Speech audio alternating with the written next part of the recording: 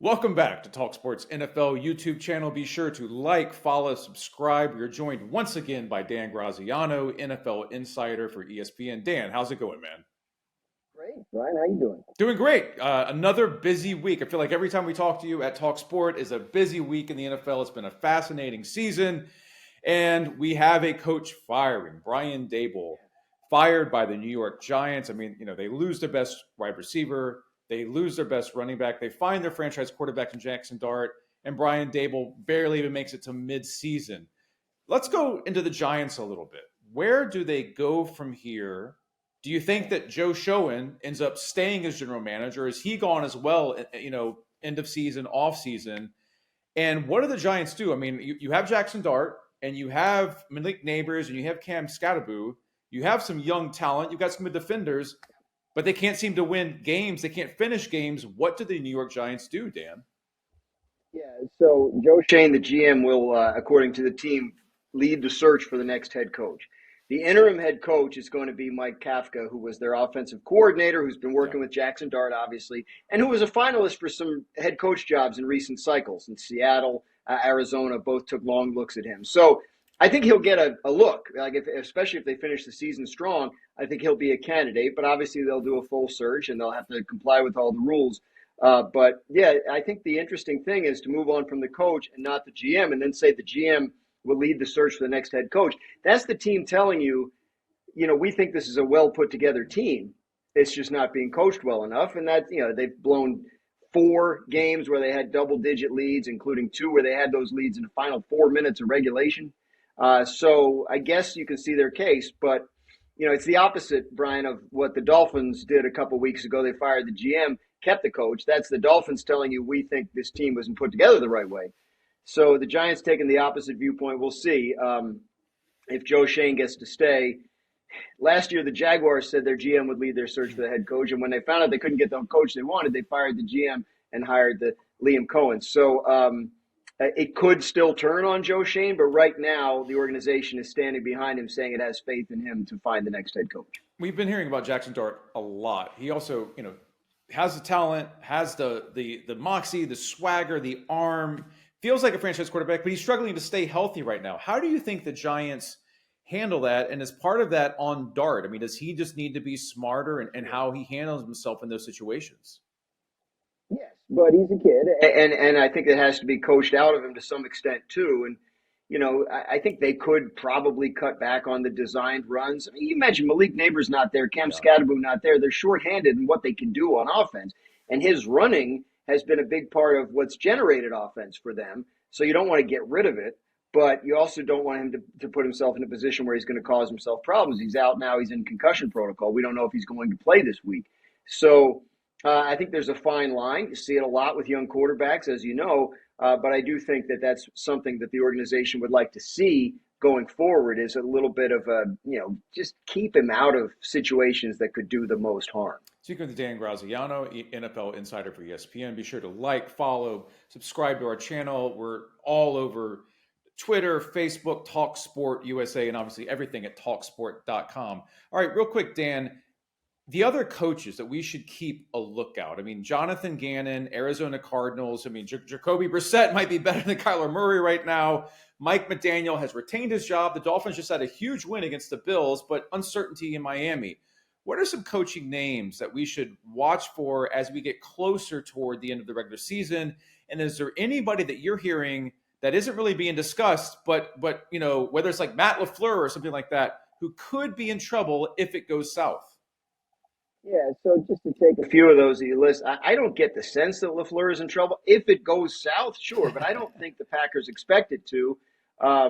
They need to get the offense figured out. It was not a great showing on Monday night against the Eagles, obviously, but I think they're happy with Matt LaFleur overall. We'll see if that holds up to the end of the season. He's in year 7, so it is possible if things go badly, they could take a look at it. It's just a very sort of, that organization does things a very sort of, deliberate way. So I'm not as concerned about that situation. Arizona, my sense of it is they're going to let the GM and the head coach figure out who the next quarterback is, assuming they move on from Kyler Murray at the end of this season, which seems more and more likely. You mentioned the offense is functioning better with the backup, and Murray currently on IR. And then Miami, I think the owner really likes Mike McDaniel and wouldn't mind keeping him, but they fire the GM, a guy who's been in their organization for 25 years. It sort of signals a desire by ownership to go in a different direction in terms of how the organization does things. So I don't think Mike McDaniel should feel like super secure in terms of coming back next year. But right now, he does seem to be someone that ownership likes and believes in. And I think the fact that the team is fighting hard for him, beat Buffalo this past week, that speaks highly of him and his chances of retaining the job going forward. So other situations, what are we looking at? Like who are the Tennessee's already open, obviously. Would Las Vegas move on from Pete Carroll after 1 year? Like I find that unlikely, but he only got a 3-year contract. Yeah. Most of these head coach contracts are 5 years long. So it does certainly open up that possibility if they get to the end of the year and go, whoa, this was a bad idea. I think that Aaron Glenn's going to be safe with the Jets. I think he's somebody the organization really wants to see succeed. Atlanta had high expectations, so could Raheem Morris be in trouble if they don't have a strong second half? I think that's a situation I think some people are watching for the potential for that. So, there's a couple. There's always a half dozen at least, which is part of the problem, right? Like the candidate pool gets a little thinned out when you have that kind of turnover.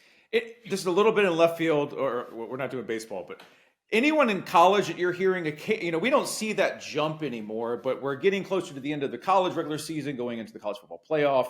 But every once in a while, you'll hear this college name. Obviously, Jim Harbaugh had great experience in the pros and went to college and won national championships. We don't have that situation, but any college names or just any coordinators who, because this is about the time you'll start hearing those names, Dan, and all of a sudden magically they end up being an NFL coach in mid-January.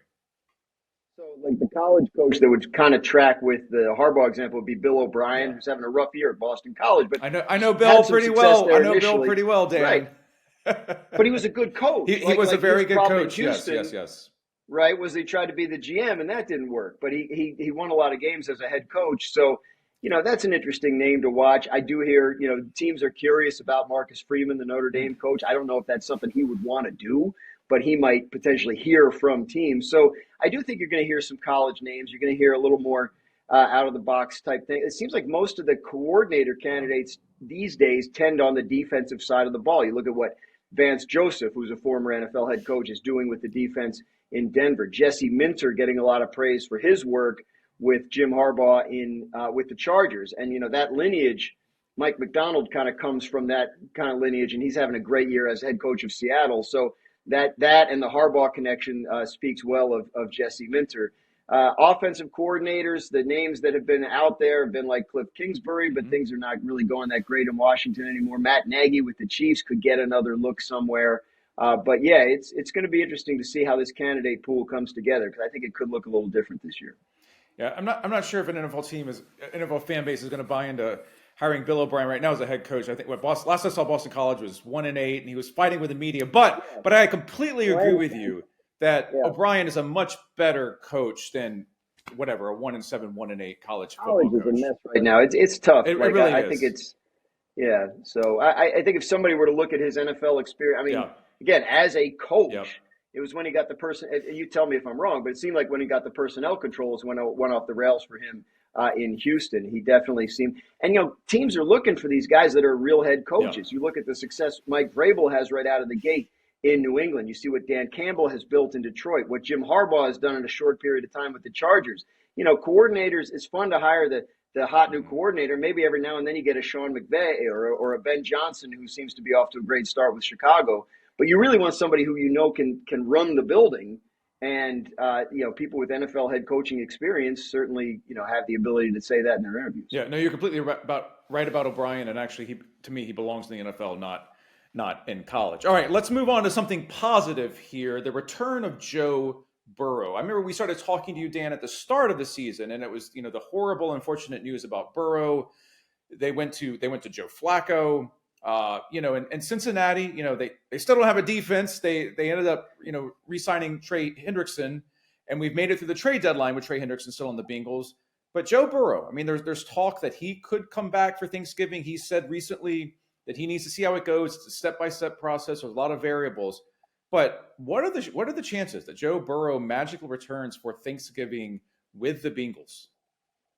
Well, I think it's a legitimate chance, or else they would not have opened his 21-day practice window on Monday. So that the rule is once you do that and he returns to practice, you have to activate him within 21 days or else he has to miss the rest of the season. So they'll find out here in the next couple of weeks whether that's realistic. He gets out there and the toe's bugging him or he hurts it again, that's probably the end of the season for him. But he seemed encouraged by his progress when he spoke to the media in Cincinnati yesterday. And he said he's hopeful to be back for that Thanksgiving Day game against Baltimore. So that would fit, obviously, within the 3-week timetable. So right now they're in a position of getting him back to practice and sort of seeing how he ramps up. In the meantime, Joe Flacco's done well. They've scored 38 points a game with Flacco. They're 1-2 because they can't stop anybody. So unless Joe Burrow can play safety or rush the passer, I'm just not sure how much he's going to change things. I mean, 38 a game, you should win those games. And I'm not sure how many more points Burrow is going to cost. Maybe it helps their confidence, all that. But with the Steelers slipping back toward the pack and the Ravens having gotten off to that rough start, the Bengals look at the division as gettable. They're going to end up regretting losing those Jets and Bears games that they had in their pocket. Before we go further, I want to give Dan credit. I feel like Dan has nailed the Aaron Rodgers Steelers situation, and the Steelers are in the exact spot that you kind of hinted at the start of the season, Dan, and we don't have time to get into Aaron Rodgers right now. I'm going to put you on the spot, though. Who is your MVP right now? There's a long way to go, and I remember early last year, Derek Carr started great with the Saints, but you're hearing more and more Drake May. Matthew Stafford is out there. Daniel Jones was the MVP a few weeks ago. Now Jonathan Taylor is running for 1,000 yards in Berlin in one game. Who is your MVP? And could you give us maybe a top 3 or a top 5 right now? I think those are your top 3 right now. I think it's Drake May, Matthew Stafford, and Jonathan Taylor in some order. Those are the guys playing the best. I think, without really digging in on it, just on top of my head, I think I'd probably lean toward Drake May if I had to cast a vote today. But a long way to go, obviously. And what Stafford's doing with the Rams is exceptional. If Sam Darnold and the Seahawks beat them this weekend, then maybe he starts getting talked about. So for a running back to win it, Adrian Peterson was the last one, you have a couple things have to fall into place. Number one, it has to be kind of not a strong quarterback year in terms of MVP candidates, because the quarterback is inherently more valuable than any other position. So if you take the literal meaning of the award, then you would lean that way for sure. And the quarterbacks obviously tend to win it. But Taylor, if there's no clear quarterback winner and he breaks a bunch of records, let's say he breaks the rushing record or the touchdown record, or the yards from scrimmage record, all of which are in reach for him right now, then I think you start to take that very seriously. You can't watch the Colts play and not appreciate the value that Jonathan Taylor has to them. It's immense. It's tough for a non-quarterback to win it. All right, let's go negative for a second. We discussed a little the Miami Dolphins and Mike McDaniel. They beat the Buffalo Bills, and the really nice part of me as a human being every year wants the Bills to make the Super Bowl and actually win the Super Bowl. But we live in the real world, and I'm not sure they're going to do it this year, Dan. I personally, I'm not feeling it. I'm not seeing it. How are you feeling about the Bills? And is there any shot, like their actual window with Sean McDermott, with Josh McDaniel, is getting pretty darn narrow right now? I still trust them. I mean, they're 6-3. They've won their division 5 years in a row. Like they've shown an ability, Brian, to kind of get that defense in shape as the season goes along and have it playing well come playoff time. So they're chasing the Patriots right now, who beat them, and that might be tricky. If they have to go in as a wild card, obviously that makes it much more difficult. But they've won a lot of playoff games. The only hurdle has been Patrick Mahomes, and so they had their worst game of the season on Sunday in Miami. They had their best game of the season a week earlier, beating Kansas City. So maybe there's a letdown factor. They have some issues to work out on defense, and they still don't have like a clear stud playmaker in the wide receiver group that they can count on to win regularly down the field. But, the offensive line's good. The running back is having a great year. The quarterback's obviously outstanding. I think they're a team that knows how to solve its problems. Speaking with Dan Graziano, NFL insider for ESPN. Be sure and follow him on Twitter at Dan Graziano ESPN. Be sure to like, follow, subscribe to everything on our talkSPORT USA NFL YouTube channel and everything, our Twitter account, our Facebook account, and talksport.com. All right, Dan, a couple more. We'll let you get out of here. We mentioned him earlier very briefly, but I'm very intrigued by Kyler Murray. It's, if I'm betting, Kyler Murray's gone in Arizona after this year. Where do you think he could fit? And I know we are, months ahead of that. But if I'm an NFL GM, also, I'm trying to figure out, who's going here. We're not that far away from March. We're 5 months away from March and free agency. How do you think it plays out with Kyler Murray? And right now, 5 months early, granted, is there any team that comes to mind that, hey, like this actually would work with their offense, with their coordinator, with their head coach? Miami comes to mind. Yeah. The Jets come to mind. What's going to happen in the draft is the key, right? If you end up with the one pick and you fall in love with a quarterback, you're probably not in the Kyler Murray market. But if you feel like this draft doesn't offer me my top choice quarterback, then maybe that gets interesting. I think he's going to be tough for the Cardinals to trade. Okay. He's got $36.8 million in fully guaranteed money coming next year. And if he's on your roster, fifth day of the league year in March, another $19.5 million in 2027 money becomes fully guaranteed. So I don't think there's a team out there that's going to want to take all that on, which means the Cardinals, if they want to move on from him, still an if, but if they do, would probably have to release him, I believe it's like a $54 million dead money hit next year, which is tough, but, the Broncos took an 80 for Russell Wilson, and they've made the playoffs, and it looks like they're going to make it again. So it can be done.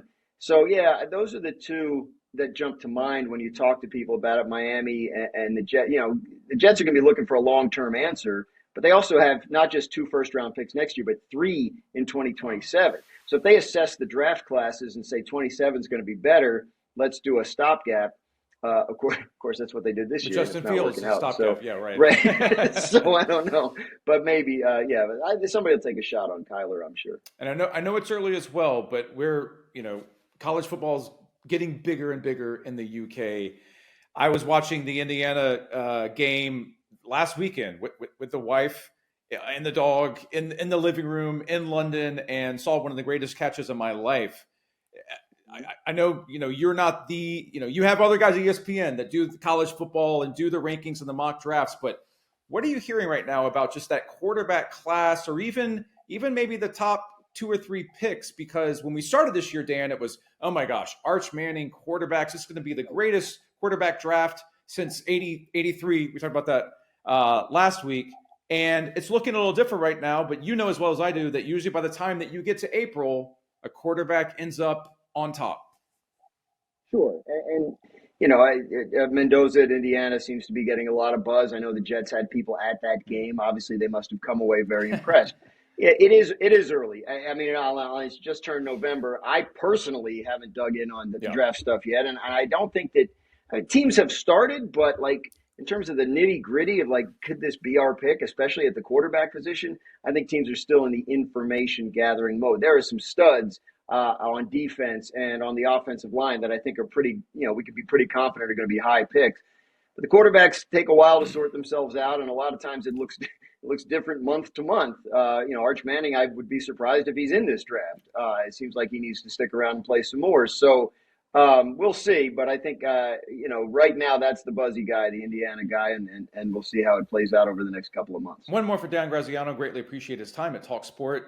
Can't let you get out of here without talking about the most interesting team every week in the NFL, the Cleveland Browns. What are you hearing out of Cleveland right now? Because they're making changes. They're still going Dylan Gabriel. You have Kevin Stefanski. You have a bad football team. You still have some talent, obviously, with Myles Garrett, who we talked about before. And what the heck is going on with Shedeur Sanders? I mean, is he – because you and I discussed this, and it's like, hey, there felt like there was a timeline, and they would get a look at him. And is he going to get on the field this year, Dan? Yeah, I mean, it's one of those things. It's easy for us to say from the outside. It makes sense to get a look at him. I know they want to get a representative look at Dylan Gabriel and be able to say we gave him some run and to show what he could do. And I don't think they're there yet in terms of number of games. I also don't think that the coaching staff of the Browns is sitting around saying, well, when can we get Shedeur on the field for a look at him? I think ideally they would like to start winning games with Dylan Gabriel. If that doesn't happen, of course, they know they have Shedeur there, and they could take a look at him as they assess what they want to do with that position, big picture. So I would still say from the standpoint of sitting outside the organization and assessing their prospects, that they'll get to a point in the season where they do play Shedeur Sanders just so they can figure out what they have there. But I don't blame Kevin Stefanski for not wanting to talk about it when he's trying to get Dylan Gabriel ready to play a game this week. Yeah. So that's the difference between the outside perspective and what goes on in the buildings. The Browns still think they can win this week's game, and they think Gabriel gives them the best chance to do it. So they're not worried about, well, how many games do we need to see from him and how many do we need to see from Shedeur? So, yeah, and then Deshaun Watson's still kicking around there. He's got another year on his contract. So, and they have multiple first-round picks as well, so you figure they'll probably be in the quarterback business. Unless one of these guys, unless Gabriel or Sanders blows their doors off here in the next couple of months. So lots still to sort out there in Cleveland. Do you think they change head coach or GM at all? I don't personally. I think ownership understands that the quarterback situation has been a mess. I think ownership understands its own role in that. Yeah, and is going to give Stefanski, a two-time Coach of the Year, a little bit of leeway. That's my read on it from this far out. Great stuff from Dan Graziano. You can follow everything for Dan at Dan Graziano ESPN. Be sure to like, follow, subscribe our channel at talkSPORT USA on Twitter, on Facebook, and at YouTube. We'll talk to Dan in a couple weeks. Dan, we're getting close to holiday season, so happy early holidays to you in the United States, and thanks again for joining us at talkSPORT. My pleasure, Brian. Take care.